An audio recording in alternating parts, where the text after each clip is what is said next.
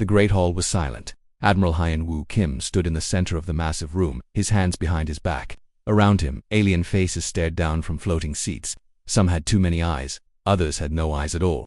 The air smelled of metal and something sweet that made his nose hurt. "Human Admiral Kim," said the voice. It came from everywhere at once. "The Galactic Tribunal has made its choice." Hyen Woo did not move. He had been a soldier for 30 years. He had seen friends die in space battles. He had watched planets burn, but today, his heart beat fast like a young boy's. Behind him sat the other humans. Diplomat Suman Park kept her face calm, but her hands shook a little. Military man Jin Ho Lee wrote notes on a small pad. His writing was fast and angry. Dr. Miran Song looked at the aliens with wide eyes. She had never seen so many different kinds of life in one place. "Your species has broken the peace," the voice said. "You have attacked our ships. You have taken our worlds. You have shown no respect for the old laws." "We defended ourselves," Hyen Woo said. His voice was loud in the quiet room. "You attacked our colonies first." A sound like wind through trees came from the alien seats. It might have been laughter or anger. With aliens, it was hard to tell. "You speak of defense," said a new voice. This one came from a creature that looked like a giant bug. Its name was Chancellor Clicks. "But you humans always fight. Always take, always want more." "That is not true," said Hyen Woo. "It is true," said another voice. This came from something that looked like living crystal. "We have watched your kind. For 100 years you are a young species. A dangerous species. You bring war wherever you go." The crystal being was called Counselor Rez. It spoke in a voice like breaking glass. "We cannot let you harm the galaxy anymore." Suman Park stood up. "If I may speak," she said. "My people are not monsters. Yes, we fight when we must, but we also build. We also help. We have saved alien worlds from disease. We have shared our technology. And you have also destroyed," said Chancellor Clicks, "the Kepler incident, the Mars colony war, the attack on Station 7. Those were misunderstandings." Suman said. "We can fix this. We can make peace." Peace. The crystal being made a sound like ice cracking. "Your species does not know peace, but we are not without mercy." The Great Hall became very quiet. Hyen Woo felt cold. When aliens talked about mercy, it usually meant something bad. "We could destroy you all," said the main voice. "It would be easy. Your ships are few, your weapons are weak, but we choose to be kind." "What do you want?" asked Jin Ho Lee. He put down his pad and stood up.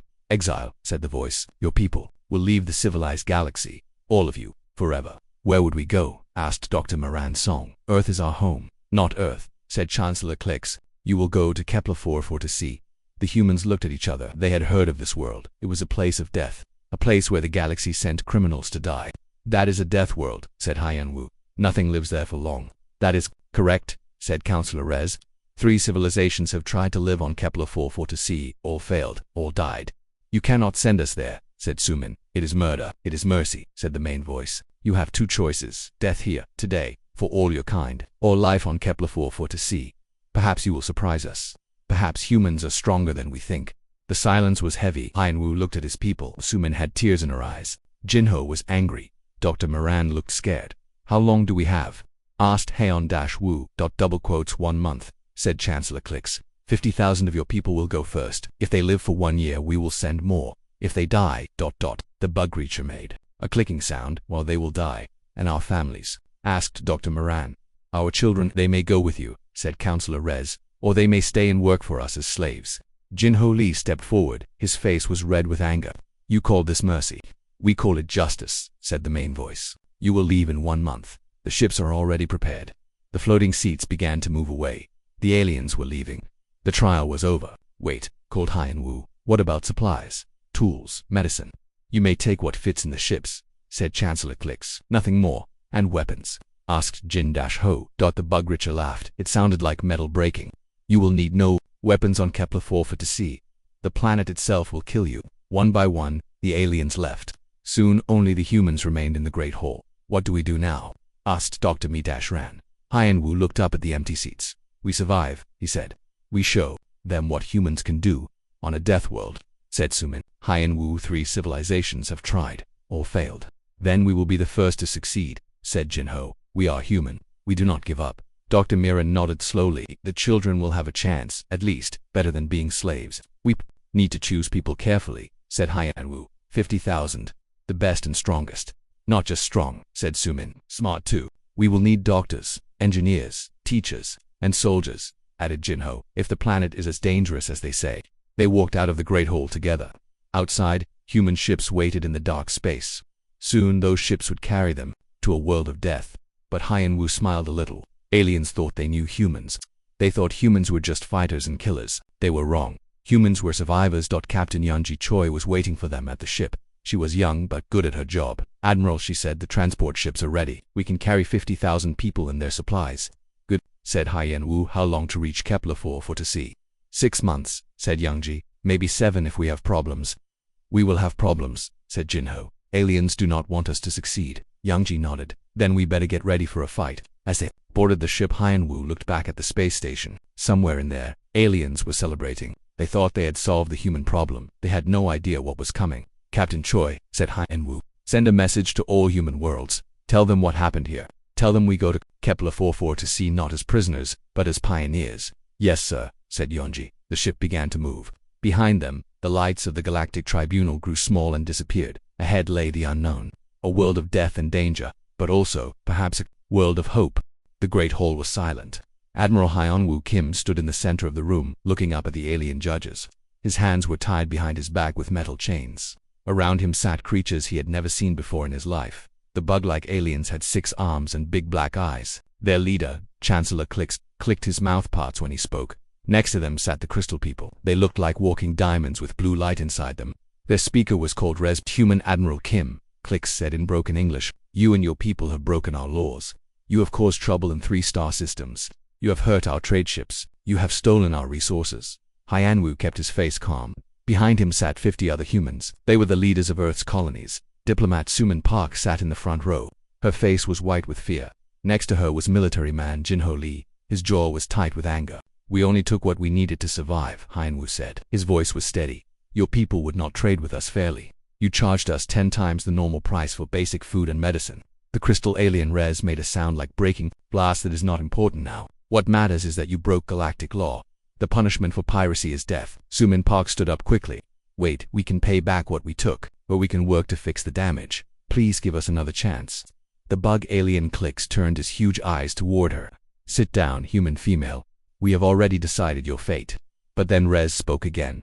"Actually, we have chosen to be kind. We will not kill your people. Instead, we will send you somewhere else."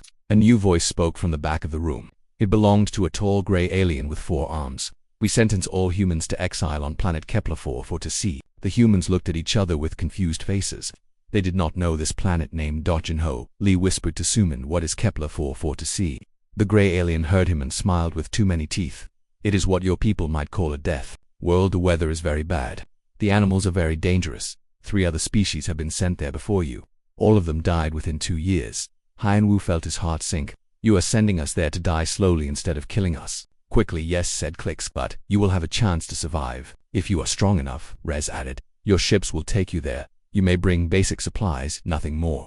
The trial was over. Guards came to take the humans away. As they walked out, Suman grabbed Hyan Wu's arm. "What are we going to do?" she asked. "We survive," he said simply. 3 days later, Captain Yunji Choi stood on the bridge of the transport ship New Hope. Through the big window, she could see 5 other ships just like hers. Each ship carried 10,000 humans. They were all that was left of humanity's space colonies. "Captain," said her second officer Taejun Wang, "we will reach the planet in 6 hours." Youngji nodded. She had read all the files about Kepler 4 to see. The aliens had not lied. It was a terrible place. The air was full of acid. The temperature changed from very hot to very cold every day. The gravity was stronger than Earth's. Worst of all, the planet was full of creatures that killed for fun. "Send a message to all ships," she told Taejun. "I want to speak to everyone." 5 minutes later, her voice went out to all 50,000 humans in the fleet. "My name is Captain Yunji Choi. In a few hours, we will land on our new home. I will not lie to you. This planet wants to kill us. The aliens sent us here because they think we will die." She paused and looked out at the dark space around them. "But they do not know humans very well. We have survived ice ages on Earth. We have lived through wars and plagues and disasters. We have climbed the highest mountains and dived to the deepest oceans. We are still here because we do not give up." In the cargo bay, Dr. Young Sunam listened to the captain's words. Around him were boxes of seeds and medical supplies. It was not much for 50,000 people. "The aliens think this planet will be our grave," the captain continued. "I think it will be our training ground. They want us to fail. We will show them what humans can do when we have no choice but to succeed." Engineer Hai Young Lim was checking the equipment they would need to build shelters.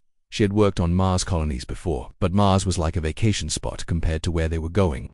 "We will split into groups when we land," Captain Choi said. Each group will have doctors, engineers, soldiers and farmers. We will help each other, we will share what we have. We will work together or we will die together. In another ship, medic Moran Song was preparing her medical kit. She had trained for emergencies, but she had never trained for a whole planet that wanted to kill her patients. Some of you are scared, the captain said. That is normal. I am scared too, but fear can keep us alive if we use it right. Fear will make us careful. Fear will make us smart. Young soldier Dong Hien Park listened from his bunk. He had joined the Colonial Guard to see the galaxy. He had not expected to fight for his life on an alien death world. Remember this, Captain Choi said, her voice getting stronger. The aliens gave us this sentence because they thought it was worse than death. They were wrong. They have given us the chance to become something more than we were. Something stronger. Something that can survive anything. Through the ship's windows, the humans could now see a red dot of light. It was getting bigger. In 1 hour we will enter the atmosphere of Kepler-4 to see, the captain said. When we land, our old lives will be over. Our new lives will begin. The aliens think they are watching us go to our deaths. They are wrong. They are watching us go to our future. The red dot was now a red ball. It looked angry and dangerous. They want us to fail, Captain Choi said. Let us show them what happens when you try to destroy humanity. Let us show them that their punishment has made us stronger. She paused one last time. Welcome to hell, everyone. Let us make it our home. The transport ships entered the red atmosphere of Kepler-4 to see. Lightning flashed around them. Acid rain hit their hulls, but inside, 50,000 humans were getting ready to prove that they were harder to kill than anyone thought. The nightmare was about to begin. But for humans, nightmares were just another challenge to overcome. The landing was rough. Captain Yoonji Choi felt her ship shake as it hit the ground. Outside she could hear the wind screaming like an angry monster. Rain hit the hull with sounds like bullets. Everyone stay inside until the storm passes, I said over the radio. But Dr. Young Sunam was already looking at his instruments. Captain, this is not a storm. This is normal weather here. Yoonji looked at the readings. The wind was moving at 80 kilometers per hour. The rain was full of acid that would burn human skin. The temperature outside was 60 degrees hot, but in 6 hours it would drop to 30 degrees below zero. How are we supposed to live in this? Asked Engineer Hai Young Lim Dot through the thick windows. They could see the landscape. It looked like a place from nightmares. The ground was red and black rock. Strange plants grew everywhere, but they had thorns as long as knives. In the distance, mountains shot fire into the dark sky. Look at that, whispered Taejin Huang. Something was moving between the rocks. It was big, maybe 3 meters tall. It walked on 6 legs and had armor that looked like black metal. Its head had too many eyes and a mouthful of teeth like swords. What is that thing? Hai Young asked. Dr. Young Soo checked his computer according to the files. That is called a ripper. They hunt in groups. They can bite through steel. More shapes moved in the distance. The rippers were not alone. We need to get out of these ships, said Captain Choi. We cannot live inside forever. But we need protection first. Hai Young was already working. I can build basic shelters with the materials we brought, but they will not be very strong. Make them as strong as you can, Youngji said. The first day was the longest day of their lives. The humans worked in shifts. When it was safe, they ran outside to build. When the dangerous animals came too close, they hid in the ships. Minek Moran Song treated the first injuries. A man named Dong Hien Park had been helping to carry building materials. Something that looked like a spider, but was as big as a dog, had bitten his arm. The bite went through his thick protective suit like it was paper. Hold still, Miran said. She cleaned the wound, but the skin around it was turning black. Am I going to die? Dong Hien asked. His face was white with pain. Not if I can help it, Miran said. But she was worried. The spider's poison was unlike anything she had seen before. Dr. Young-soo came to help. He took a sample of the poison and studied it under his microscope. This is very bad, he said quietly to Miran. The poison attacks the blood, but look at this. He showed her the test results. Dong Hien's blood is fighting back. It is changing to resist the poison. Miran looked surprised. That is impossible. Human blood cannot change that fast. Maybe it can on this planet, Young-soo said. By the end of the first week, they had built a small camp. The shelters were not pretty, but they kept the acid rain out. More importantly, they had learned some things about their new home. The dangerous animals hunted at different times. The rippers came out when it was hot. The crystal spiders came out when it was cold, but there were safe times in between when humans could work outside. Taejin Wang had been a soldier before. Now he was their main guard. He watched the animals and learned their habits. The rippers are smart, he told Captain Choi. They test our defenses. They send 1 or 2 to attack, then watch how we respond. Then they plan better attacks. How smart? She asked. Smart enough to be dangerous. That night, the rippers proved his point. They attacked the camp from 3 directions at once. But they did not try to break down the walls. Instead, they made loud noises to scare the humans. Then they watched to see which shelters the humans ran to. They were learning where people hid. They are studying us, Tajan said after the attack. Next time, they will know exactly where to strike. The second week was worse. The weather got more violent. Storms brought lightning that could kill. The temperature changes became more extreme, and the animals became braver. A new creature appeared. Dr. Young-Soo called it a shadow beast. It looked like black smoke with red eyes. It could move through small cracks in the walls. Worse, it seemed to eat fear. The more scared people became, the stronger it got. We lost contact with Camp 3, reported Hayoung over the radio. Captain Choi felt sick. Camp 3 had 500 people to send a rescue team. When the rescue team came back, their faces were pale. The shelters are empty, said the team leader. No bodies, no blood, just empty buildings and scratch marks on the walls. That night, nobody slept well. But humans are good at learning. By the third week, they started to fight back. Miran Song made an important discovery. The people who had been bitten by alien creatures were getting stronger. Their skin became tougher. Their eyes could see better in the dark. Their reflexes became faster. Look at Dong-hyun, she told Dr. Young-Soo. His arm is completely healed, but more than that, his whole body is changing. Dong-hyun could now lift twice as much weight as before. When crystal spiders attacked him, their poison did not hurt him anymore. The planet is not just trying to kill us, Young-Soo said. It is changing us. Taejon made another discovery. The animals avoided certain areas during electrical storms. They know something we do not know, he said. He was right. During the storms, the ground became charged with electricity. The animals stayed away because they could be hurt. But humans, with their rubber boots and insulated clothes, could move around safely.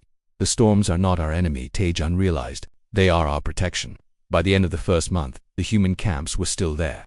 This surprised everyone, including the humans themselves. Captain Choi stood outside her shelter, watching the sunset. The sky was red and orange, with green lightning dancing between the clouds. In the distance, she could see the ruins of old buildings. Other aliens had been here before humans. But they were all dead now, Captain, said Hayoung. I have been thinking. The aliens who built those ruins, they tried to fight this planet. They built big walls and strong weapons, but they still died. What are you saying? Yoonji asked. Maybe we should not fight this planet. Maybe we should learn to live with it. That night, Yoonji sent a message to all the human camps.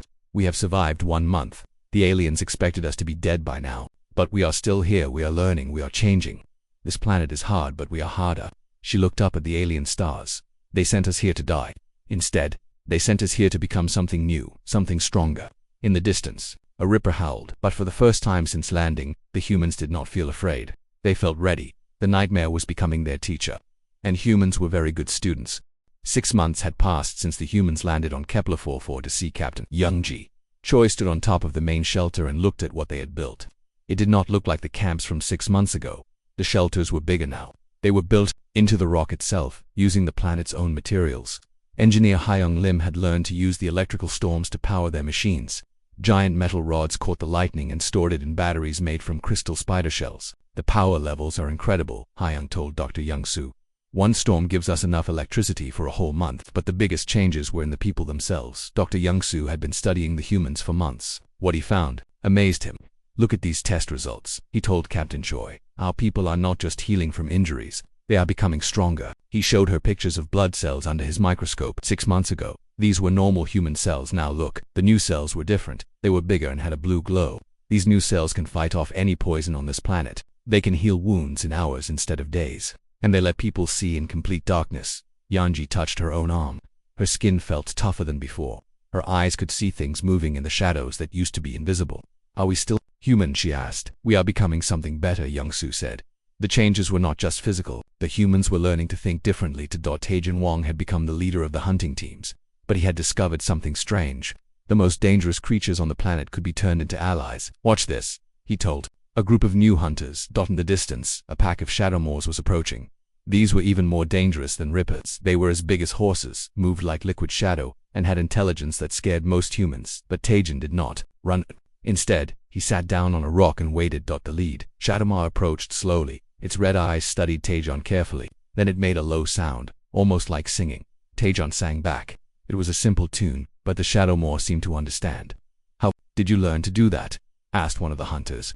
I listened, Taejin said. These creatures are not just killers. They have their own language, their own culture. If you respect them, they will respect you. The Shadowmoor pack moved past the humans without attacking. Some of them even seemed to nod at Taejin as they passed. Engineer Seok-jin had made an even bigger discovery. He had found a way to use the planet's living systems as technology. Look at this. He showed Captain Choi. In his hands was what looked like a piece of armor. but it was alive. It moved and breathed like a small animal. I grew this from samples of ripper shell and crystal spider silk, he explained. It protects the wearer better than any metal we brought from Earth, and it repairs itself when damaged. Arin Cho was one of the first to test the living armor. She was a former police officer who now led scouting missions. When she put on the armor, it bonded with her skin. It feels like a second skin, she said. I can feel what it feels.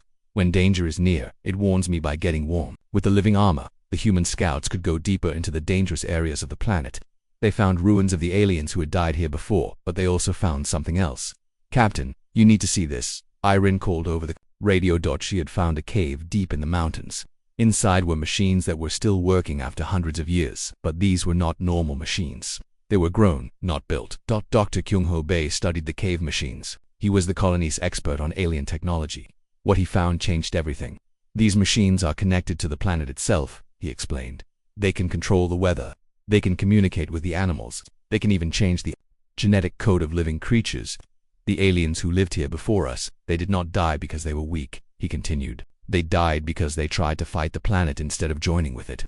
The breakthrough came when Dr. Bae learned to use the cave machines. He discovered that Kepler 440c was not just a death world, it was a testing ground. This planet was designed to change any species that came here, he told the Council of Human Leaders. It tests them. It pushes them to evolve. Those who adapt become stronger. Those who resist die. Designed by who? Asked Captain Choi. We do not know. But whoever made this planet, they wanted to create super soldiers, perfect beings who could survive anywhere. The humans realized they had been given an incredible gift. The aliens who sentenced them thought they were sending humans to die. Instead, they had sent them to a place that would make them into something amazing. Wu Jin SEO was one of the first to undergo the full transformation process using the cave machines. He was a communications expert who had volunteered for the dangerous experiment. When he came out of the machine, he was no longer completely human. His skin had a metallic shine. His eyes glowed with soft blue light. He was stronger, faster, and smarter than any human had ever been. How do you feel? Dr. Bae asked. I feel like I can understand everything, Wu Jin said. I can hear the planet speaking. I can feel the thoughts of the animals. I know how to make the storms obey me. News of human survival had reached the Galactic Tribunal through automatic spy satellites, but the aliens refused to believe the reports. Impossible, said Chancellor Klix. No species has survived Kepler 440c for more than 2 years. The humans have been there for only 6 months. The reports must be wrong, Councillor Rez agreed. The monitoring equipment is probably broken. Send a repair ship to fix the satellites. But some of the younger aliens were not so sure. A junior officer named Vex spoke up during the meeting. What if the reports are true? What if the humans are actually surviving? The older aliens laughed. Humans are weak. They cry when they are hurt. They form emotional attachments that make them vulnerable. They could never survive a real death world. But Sir Vex continued. Humans have survived ice ages on their own planet. They have spread across their entire solar system. Maybe they are tougher than we thought. Chancellor Klix waved a dismissive claw. Enough. The humans are dead or dying. Soon the planet will be empty again, ready for the next group of criminals. But deep down, some of the aliens were beginning to worry. They had heard stories about humans, stories about their refusal to give up, stories about their ability to turn any situation to their advantage. Send a reconnaissance ship, Councillor Rez finally decided. Let us confirm that the humans are dead. Then we can stop worrying about impossible reports. Back on Kepler 440c, the humans were preparing for visitors. Their enhanced senses had detected ships approaching from deep space. They are coming to check on us, Captain Choi told her people. They expect to find graves. Instead, they will find something they never imagined. The humans were no longer the same species that had been exiled here. They were faster, stronger, and smarter. They that could survive in environments that would kill normal humans. They had made friends with the most dangerous creatures in the galaxy. Most importantly, they had learned the secret of Kepler 440c. They knew how to use the planet's power to transform other species. Let them come, said Wu Jin Seo, his glowing eyes looking up at the stars. We have a surprise waiting for them. The death world had become humanity's greatest teacher, and the lesson was almost over. 2 years after the exile began, Kepler 440c was no longer a prison. It had become a fortress. Captain Bioram Kong walked through the main settlement, watching her people work. She was no longer just a transport captain. She was now the military commander of a civilization that the galaxy had never seen before. The settlement did not look like buildings anymore. It looked like a living organism. The walls breathed. The floors moved like muscle. The ceiling glowed with the same light that came from the evolved human's eyes. Status report, she said to her lieutenant Inho Ru. All defensive systems are ready, he replied. His voice was different now, deeper, stronger. like all the evolved humans. He could speak in frequencies that normal humans could not hear. The Ripper cavalry is in position on the northern ridge. The Shadowmoor scouts are watching the southern approach. The crystal spider mines are active around the perimeter. Barham nodded. 2 years ago, these creatures had been their enemies. Now they were allies, partners in the defense of their shared world. And our people, ready for battle, Inho said. The new armor is performing perfectly. The bioweapons are charged. Everyone knows their role. Bioram looked at her own reflection in a metal surface. She barely recognized herself. Her skin had a silver tint. Her muscles were larger and denser. Her eyes could see across vast distances and into multiple light spectrums. But the biggest change was not physical. It was mental. She could think faster than any human in history. She could process information from dozens of sources at once. She could plan strategies that covered multiple possibilities simultaneously. Here they come, said Inho, pointing to the sky. The reconnaissance ship Galactic Justice dropped out of hyperspace above Kepler-4 for to see. Commander Claxon studied the planet through his instruments. Begin deep scan. He ordered his crew. I want to know exactly what happened to the human prisoners. The scan results confused him. These readings make no sense, he said. I am detecting massive energy sources, complex structures, signs of advanced technology.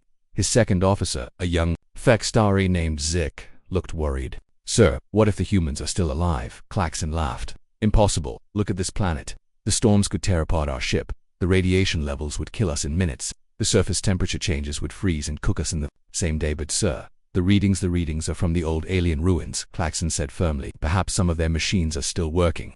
That would explain the energy signatures. But as they got closer to the planet, the readings became impossible to ignore.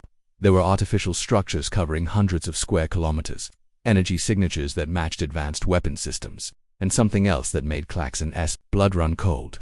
Sir, said the navigation officer, I am detecting movement, large-scale coordinated movement. On the screen they could see formations of creatures moving across the landscape.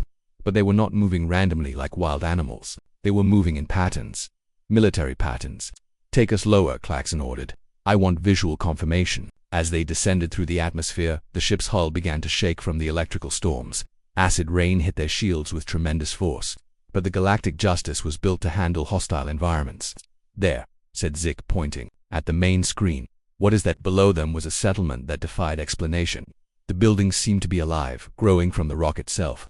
Creatures that should have been fighting each other were working together, and moving among them were figures that looked almost human, but not quite. Those cannot be the same humans we exiled, Claxon whispered. One of the figures looked up at their ship. Even from this distance, Claxon could see glowing eyes that seemed to look directly at him. Sir, said the communications officer, we are receiving a transmission. It is coming from the surface. Put it through. A voice came over the speakers. It sounded human, but there was something else in it. Something that made the alien crew feel nervous. Welcome to Kepler-4 for to see, the voice said. I am Wujin Seo, speaking for the people of this world. We have been expecting you, Claxon found his voice. I am Commander Claxon of the Galactic Tribunal. We are here to confirm the status of the human prisoners. There are no prisoners here, Wujin replied. Only citizens of a new world. Would you like to come down and see what we have built? That will not be necessary, Claxon said quickly. We have seen enough. We will return to the tribunal with our report. I am afraid that will not be possible, Wujin said. His voice was still calm, but there was steel underneath it. Alarms began to sound on the Galactic Justice. The ship's sensors detected movement all around them, but it was not creatures on the ground. Something was moving in space, sir, said the tactical officer. I am reading multiple contacts approaching our position. They appear to be ... ships, but they do not match any known design. On the screen, shapes emerged from behind the planet's moons. They looked like they had been grown rather than built. Their hulls moved like living skin. Their weapons looked like the organs of giant beasts. Bioships, whispered Zik. They have built bioships. The lead bioship was larger than their reconnaissance vessel. As it approached, Claxon could see that its hull was covered with the same armor that the planet's creatures wore. Its weapons were charging with the same energy that came from the lightning storms. This is Captain Boramkong, came a new voice over the communications system. You are in violation of our airspace. Lower your shields and prepare to be boarded. Our airspace, Claxon sputtered. This is a prison world. You have no legal claim to this space. Legal claim? Bioram's voice carried a hint of amusement. Commander, you sentenced us to this world to die. We survived. We evolved. We claimed it through right of conquest. It is ours now. Claxon looked at his tactical display. More bioships were surrounding them. They were outnumbered and outgunned. Sir, said his weapons officer, our guns are not responding. Something is interfering with our systems. On the main screen, they could see figures moving on the hull of their ship. They were humans, but humans who could survive in the vacuum. of space. They wore living armor that created its own atmosphere. They moved with grace and speed that should have been impossible. How are they alive out there? Zik asked. Because they are no longer entirely human, said a new voice. The bridge crew turned to see that one of the spacewalking humans had somehow gotten inside their ship. He stood behind them, calm and unafraid. I am Inho, Ru, he said. I am here to escort you to the surface. Your ship is now under our control. Klaxon reached for his weapon, but his hand would not move. He looked down and saw that his arm was covered with what looked like living metal. It was paralyzed. Do not be afraid, Inho said. We will not hurt you. We want to show you something. We want to show you what your punishment has created. An hour later, Klaxon and his crew stood in the main hall of the human settlement. They were surrounded by beings that had once been human prisoners. Now they were something else entirely. Captain Youngji Choi approached them. She had changed more than any of them. Her skin had a golden glow. Her eyes held wisdom that seemed ancient. When she spoke, her voice carried the authority of someone who had faced death and won. 2 years ago, you sent us here to die, she said. You thought you were being merciful. You thought you were giving us a chance to live out our last days in exile. She gestured to the hall around them. It was filled with technology that the aliens had never seen before. Machines that lived and breathed. Weapons that could think for themselves. Armor that could adapt to any threat. Instead, you gave us the greatest gift in the galaxy. You gave us the chance to become something better than we were. Klaxon found his voice. What are you going to do with us? Yanji smiled. It was not a cruel smile, but it was not entirely human either. We are going to send you home, she said. We want you to tell the tribunal what you have seen here. We want them to know that their death world has become something else. And then Klaxon asked, then we will see if they are wise enough to leave us alone, Yanji said. Or if they are foolish enough to try to stop us. She looked at the alien commander with eyes that seemed to see through him. We hope they are wise, she said, because if they are not, they will discover that the hunters have become the hunted.